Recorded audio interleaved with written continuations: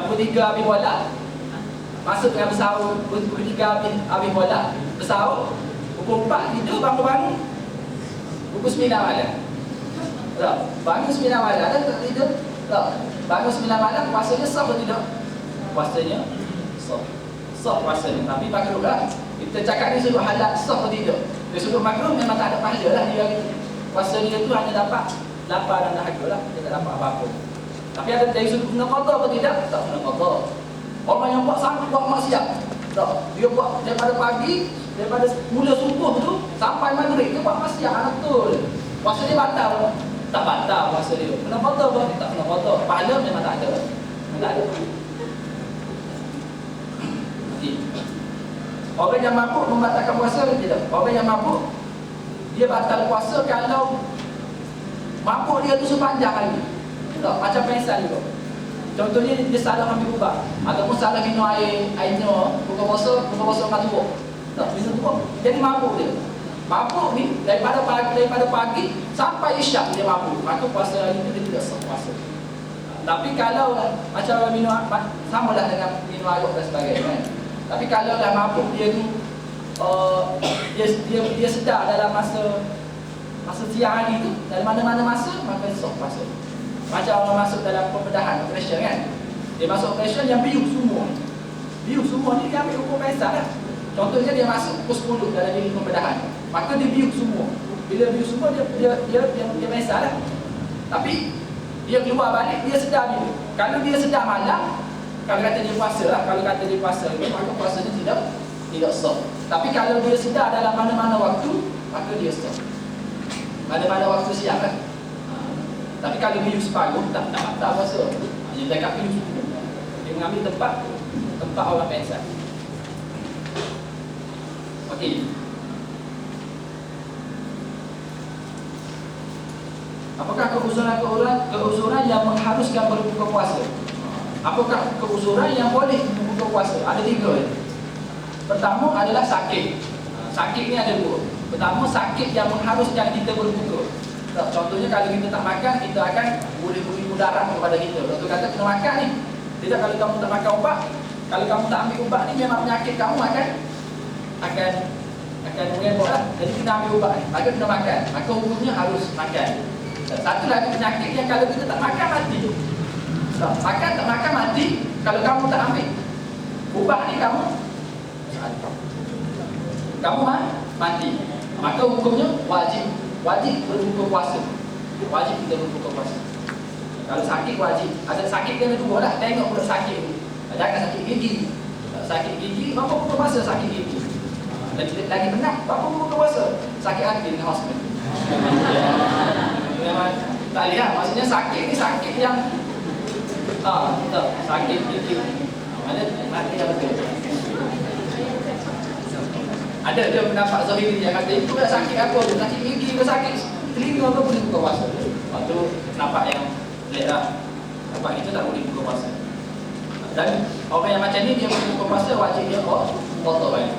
Nabi kata satu hari kita tinggal puasa Ramadan ni, pada kita nak puasa seumur hidup kita pun kita tak mampu lagi nak ambil, nak ganti sehari puasa Ramadan. Kita puasa seumur hidup kita puasa, satu hari kita nak ganti bulan Ramadan tak boleh.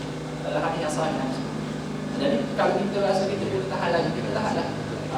Tapi jangan sampai membahayakan diri. Yang kedua ialah musafir, orang yang bermusafir. Kita nak balik Malaysia ni, boleh tak kita nak makan? Boleh. Kita dah atas flight, kita nak puasa, tak ada masalah. Boleh lah, jadi hukumnya harus kita berbuka. Maksudnya kalau kita berbuka tidak batal. Tapi adakah afdal atau tidak afdal?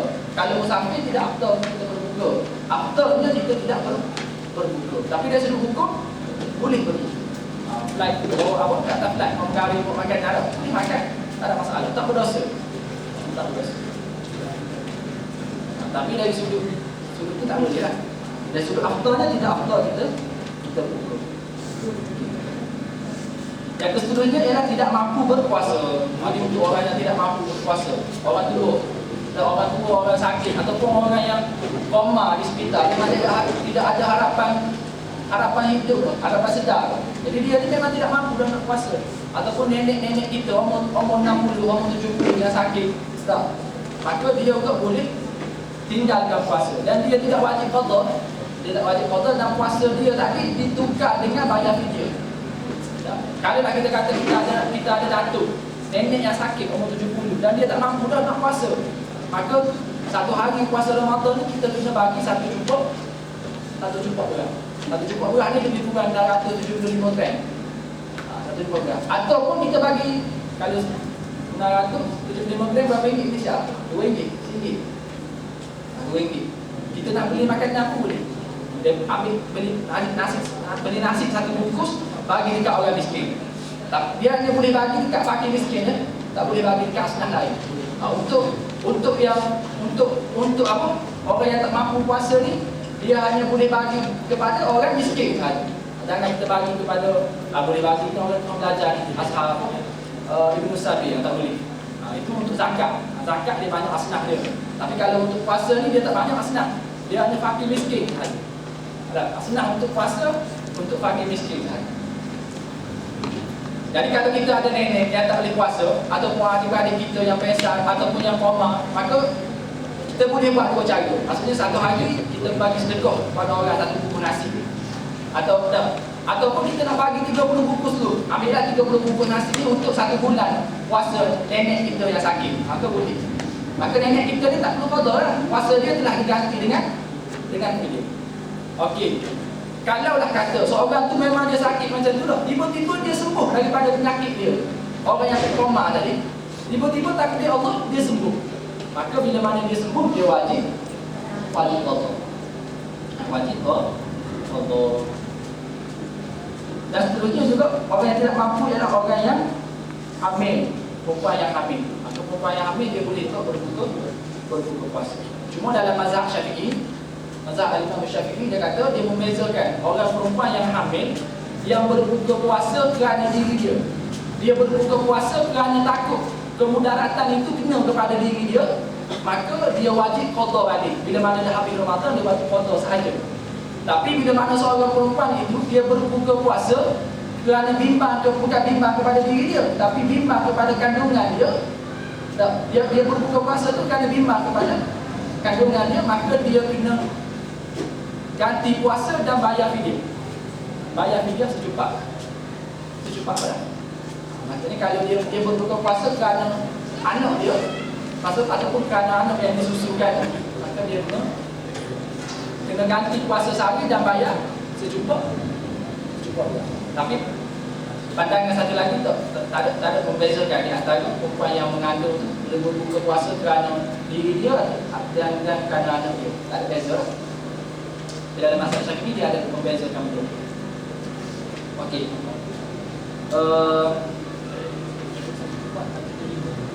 675 gram. Kirakan hari ini satu cukup 675 gram. Contohnya juga kalau kita kata kita masa zaman-zaman kita nakal-nakal dulu lah, kita tak puasa, adalah 5 tahun lepas kita tak puasa 5 hari. Hari ni baru kita insaf nak puasa balik. Kan? Kita nak puasa balik.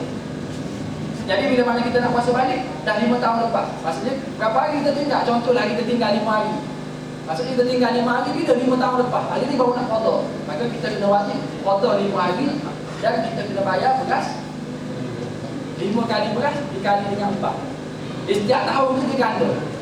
Setiap tahun diganda. Contohnya kita tinggal tahun ni. Maksudnya kita kena qada tahun depan.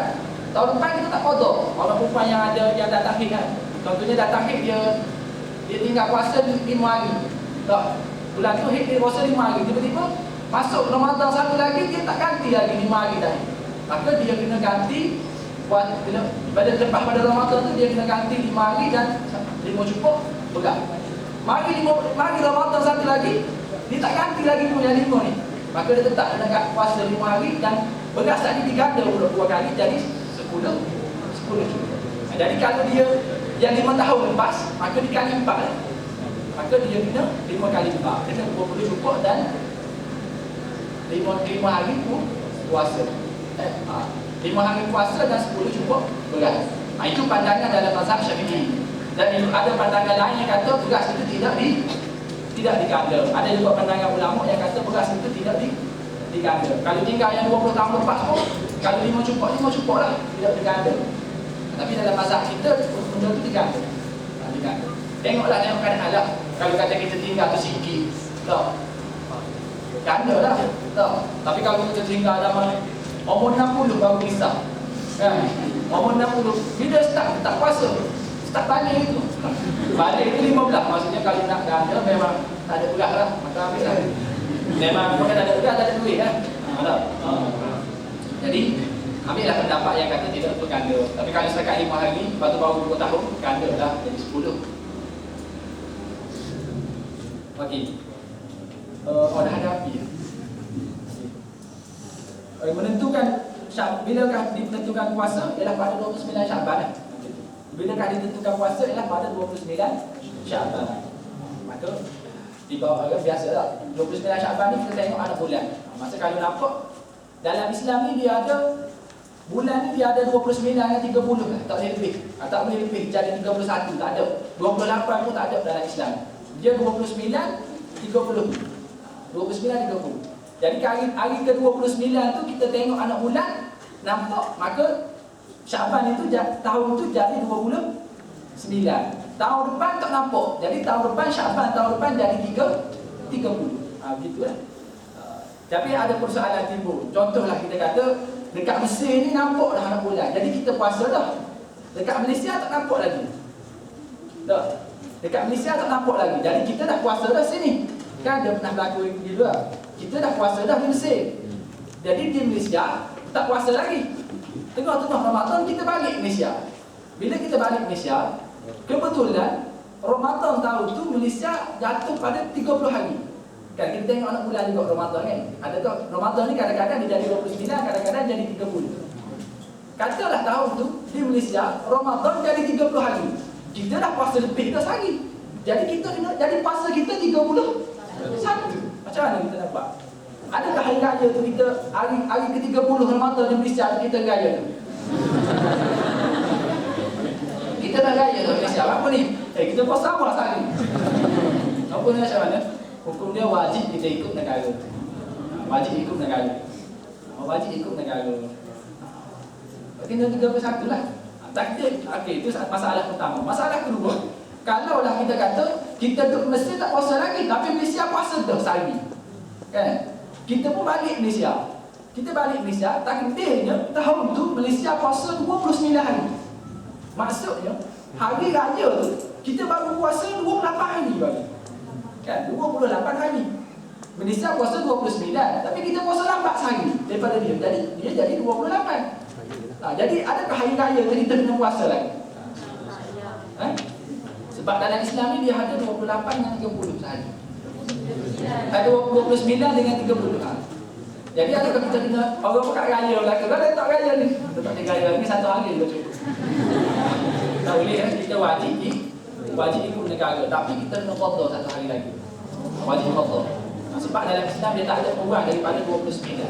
Kena wajib qada. Tapi wajib beraya dan wajib qada. Kalau dulu mungkin perbahasan ni agak pelik. Kalau dulu, sekarang ni mudah. Kalau dulu kita nak boleh sampai Malaysia payah kan. Tapi sekarang mudah. Sekarang mudah, tak pelik. Okey. Itu kepada bersahur. Apakah disunatkan bersahur? Ya, disunatkan bersahur. Nabi sebut nafas sahur fa innahu fihi barakah. Bersahurlah kamu kerana pada bersahur itu ada keberkatan. Nabi kata sahurlah walaupun dengan seteguk air. Sahur malah macam mana kita pun sahur. Sebab kita nak cari berkat dalam bulan Ramadan, nak cari pahala. Malah sangat letaklah sebiji kurma di atas katil. Bangun tu ambil makan sebiji tidur balik. Sebab kita nak ambil berkat. Ataupun letak air, minum air segelas, seteguk tidur balik. Ambil berkat bersahur. Pahala bersahur. Kerana pahala bersahur ni berkat. Dan membezakan puasa kita dengan puasa orang Yahudi adalah bersahur. Orang Yahudi dia puasa juga, tapi orang Yahudi dia tidak disyariatkan bersahur. Jadi kita orang Islam ni kita disyariatkan bersahur. Jadi beza puasa kita dengan puasa orang Yahudi. Orang Yahudi dia berbuka, dia disyariatkan juga berbuka, tapi dia tidak disyariatkan bersahur. Dan sahur ni dia disunatkan kita lewatkan sahur. Tak kena sahur. Kita kena lewatkan sedikit sahur. Waktu bermula bersahur ialah pada tengah-tengah malam. Pada pukul 12 tu boleh bersahur dah. Maksudnya kalau kita makan pukul 12 tu dapat dah pahala bersahur. Sahur tu pukul dia. Tapi kalau kita makan pukul 10 tu tak bersahur lagi tu. Pukul 9 masa moreh tu tak bersahur lagi. Sebab dia bersahur ni biar tengah-tengah malam, 1.40. Maksudnya tengah-tengah malam. Kira sendirilah pukul berapa. Tengah malam tu dikira bersahur. Tapi afdal bersahur adalah lewat. Sebaik-baiknya lewat tu adakah betul-betul orang bazar berhenti? Orang ada sebenarnya lagi betul berhenti tak? Bukan gitu. Maksudnya lebih kurang 50 ayat. 50 kita baca Al-Quran 50 ayat. Maksudnya kita berhenti bersahur tu sempat lagi baca ayat Quran 50 ayat. Seperti hadis yang diriwayatkan oleh Zaid bin Sabit dah. Kata Nabi ni bila Nabi ni berhenti bersahur lebih kurang 50 ayat Al-Quran. 50 ayat Al-Quran ni 3 helai tu lebih kurang 10 minit sampai. Waktu imsak yang ulama buat. Waktu imsak tu bukan tak boleh makan kan? Boleh makan waktu imsak. Waktu itu waktu berjaga-jaga. Dia kata waktu imsak Ustaz, apa hukum makan waktu imsak? Tak apa. Waktu imsak tu kita ulama yang buat, ulama tu kemudian ni buat untuk letak untuk apa kata? Pagar lah. Maksudnya bila masuk waktu imsak, kita boleh jaga-jaga. Okey. Tu kepada rukun puasa. Tak apa kan kita laju-laju kan? Rukun puasa ni ada dua ya. Rukun sembahyang ni banyak. Rukun puasa ada dua. Buat dua rukun ni selesai. Pertama niat. Niat wajib. Yang kedua adalah al-imsak wa al-syai', menjaga menahan diri daripada perkara-perkara yang membatalkan sesuatu. Okey. Apakah makna niat? Niat tu asal dalam hati ya. Mahal niat di qalb. Niat tu dalam hati bukan lidah. Lidah tu bukan niat, lafaz. Okey. Bila masa kita perlu niat. Okay. Puasa, kalau untuk puasa wajib, masa untuk niat puasa wajib bermula daripada maghrib sehingga subuh. Ikut kita dah kita nak niat masa berbuka puasa. Kita nak puasa esok, kita nak niat bila? Waktu dia kita boleh niat daripada maghrib sehingga subuh. Bukan niat di pagi subuh tu tak. Bukan niat waktu bersahur. Nak niat tengah sembahyang tarawih pun boleh. Maksudnya berhenti solat tarawih sekejap. Niat aku puasa esok hari kerana Allah Taala boleh. Sepanjang malam itu boleh niat. Bermula daripada maghrib sehinggalah subuh. Itu untuk puasa wajib. Tapi kalau kita tak ingat niat lepas pada subuh tak boleh niat lah. Tapi kalau untuk puasa sunat daripada maghrib sehingga zuhur. Zuhur boleh niat lagi. Maksudnya sebelum zuhur tu boleh niat lagi. Kan? Pukul 10 pagi tiba-tiba nak puasa lah aku hari ni. Niat puasa boleh untuk puasa sunat. Dan Nabi kan dia bila mana dia nak makan sesuatu dia tanya kepada Aisyah, ada tak apa yang kita boleh makan hari ni? Aisyah kata tak ada kan? Tak ada, kata kalau macam tu aku puasa lah. Itu kan tengah waktu siang. Dan ceritanya puasa sunat tu boleh niat waktu siang. Tapi dengan syarat sebelum kita niat tu kita tak ada lagi buat benda-benda yang membatalkan puasa. Tak. Jangan pula niat pukul 10, pukul 9 tadi makan dah nasi. Maka tak boleh lah. Tak boleh. Maksudnya benda tu kita buat benda yang membatalkan puasa. Dan itu untuk puasa, untuk bilakah puasa kan? Apakah perlu menentukan jenis puasa di dalam hati? Maksudnya kita takyin. Perlu tak takyin? Takyin itu maksudnya kita sebut saja aku puasa Ramadan. Perlu tak kita sebut puasa Ramadan? Ataupun sekadar kita sebut saja aku puasa esok kerana Allah Ta'ala? Dalam mazhab Syafi'i wajib untuk kita takyinkan Ramadan itu. Walaupun kita dalam bulan Ramadan dah. Kita dalam bulan Ramadan dah, tapi dalam mazhab Syafi'i wajib untuk kita takyin. Sebab puasa wajib ni banyak dia kata. Puasa zihar, puasa kifarah zihar pun wajib juga. Puasa nazar pun wajib juga. Jadi kita kena takyin. Sahaja aku puasa esok hari fardu Ramadan, kena sebut Ramadan. Dalam mazhab Syafi'i. Tapi dalam mazhab lain tak apa. Kita tak sebut Ramadan pun sebab dah maklum dah. Kita duduk dalam bulan Ramadan dah. Kita kata aku puasa esok hari tu Ramadan lah. Maka tak apalah, benda tu tak jadi susah lah. Jadi boleh. Okey. Mana tadi? Apa ada pun puasa sunat tak ada masalah. Kalau kita puasa sunat Isnin Khamis, kalau kita tak sebut saja aku puasa sunat Isnin Khamis ataupun saja aku puasa sunat Khamis, tak apa. Kita sebut saja aku puasa sunat pun dah selesai dalam mazhab Syafi'i. Selesai. Sebut saja puasa sunat pun selesai. Tak sebut sunat sunat apa? Sunat nisfu Syaban ke sunat tak sebut tu pun sunat dah dikira dapat pahala. Tapi afdalnya kita sebut. Adakah niat mula Ramadan, adakah niat puasa Ramadan wajib diulang pada setiap malam ataupun harus niat untuk sebulan sekali? Okay. Kita masuk Ramadan ni kan, puasa ni kan 30 hari. 30 hari ni adakah kita kena niat tiap-tiap hari ataupun kita boleh niat sebulan terus? Makanya dalam mazhab Syafi'i wajib kita niat tiap-tiap hari. Sebab dalil dia innamal a'malu binniyat. Ba tu ialah ba muqaranah. Ba tu sekali dengan amalan sekali. Ba tu kena buat, lepas tu dia tak boleh. Lepas tu ba Allahu Akbar tu niat tu. Niat sembahyang tu sekali dengan solat lagi. Dalam mazhab Syafi'i dia tak boleh niat jalan-jalan. Bila dia nak jalan nak pergi solat tu kita niat. Tak boleh mazhab Syafi'i. Tapi mazhab lain kata boleh. Dan pentingnya niat kita tu tak ada benda lain di tengah. Kita niat dan nak jalan pun tapi tak ada benda lain dah. Kita begitu tu solat. Tak apa dah niat di situ sebab tak cukup juga. Tapi mazhab Syafi'i dia kena serentak. Kalau niat tu kena buat juga amalan. Dari mazhab Syafi'i wajib untuk niat tiap-tiap hari. Cuma dalam mazhab Malik dia boleh kita niat sebulan sekali. Sebulan tu kita pakai ambil.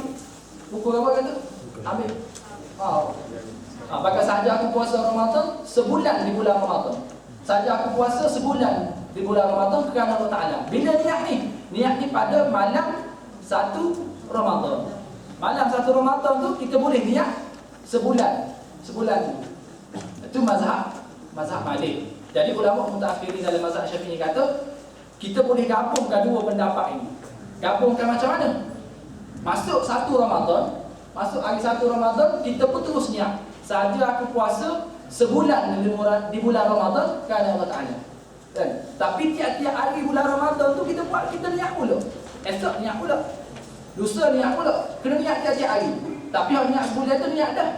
Kalau takdirlah kata hari ke dalam Ramadan tu ada yang kita tertinggal niat. Tiba-tiba bangun tak ingat nak bersahur. Tidur lepas solat tarawih semalam pun tak ingat ada nak niat nak puasa esok. Tidur-tidur bangun-bangun dah pukul 8 malam tu. Tak ingat nak niat. 8 pagi. Tak ingat nak niat. Jadi boleh masa tu kita boleh bertaklid dengan mazhab yang kita niat ada hawa-hawa tadi. Jadi hari tu kita niat kita taklid ikut mazhab Malik yang kita telah niat ada hawa-hawa Ramadan. Faham? Jadi ini adalah satu langkah keselamatan kan? Jadi kita menggunakan pandangan Malik tu, pandangan Imam Malik tadi untuk langkah-langkah keselamatan. Contohlah kita tak niat. Satu hari kita tak niat, kita kata tak apa aku ada dah niat hari tu, niat sebulan. Tapi kita tak keluar dari mazhab Syafi'i. Hari-hari kita niat, takut-takut ada yang teringat. Jadi boleh guna dua. Jadi khilaf pandangan mazhab tu rahmatlah, mudahkan kita. Tak. Kalau tak ada pandangan Imam Malik tadi, kalau kita tak ingat niat, maka tidak sah puasa kita sebab niat itu rukun. Kalau kita tidak niat, bangun-bangun pukul 8 ada